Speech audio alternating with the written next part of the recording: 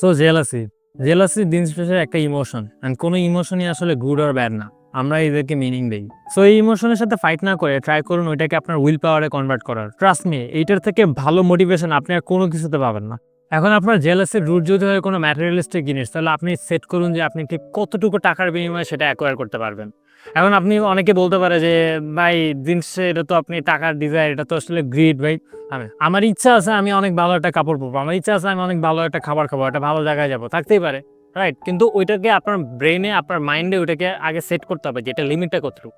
So আপনার মাথায় যদি আসলে সেট করা না থাকে, আপনি আসলে কোথায় আপনার বাউন্ডারিটা ড্র করবেন, তাহলে আপনি এমন একটা লুপের মধ্যে আটকায় যাবেন যে লুপ থেকে আপনি বেরোতে পারবেন না। সো আপনি আগে ঠিক করুন যে আপনি আসলে কোন পর্যন্ত অ্যাকোয়ার করতে চান, অ্যান্ড দেন আপনি ওইটার জন্য প্ল্যান করেন। দেন আপনি ওই প্ল্যান অনুযায়ী আপনার টার্গেট সেট করেন, অ্যান্ড ওইটা অ্যাকোয়ার করার জন্য যা যা করা লাগে তা করা শুরু করেন। Lastly, life is indeed unfair. আপনি জন্ম নেওয়ার পর আপনার কানে কানে কেউ এসে বলে যায় না যে লাইফে সবকিছু ফেয়ার অ্যান্ড স্কোয়ার হবে। সো ওইটা ভাবার কোনো কারণ নেই যে একদিন লাইফে সবকিছু অটোমেটিক্যালি ঠিক হয়ে যাবে। But don't let that limit yourself for believing what you can do or what you can achieve. লাইফে অনেকে মিলিয়নিয়ার হয়ে জন্ম নেয়, কিন্তু অনেকে জন্মানোর পরেও মিলিয়নিয়ার হয়। So don't be that caged bird who thinks flying is a crime.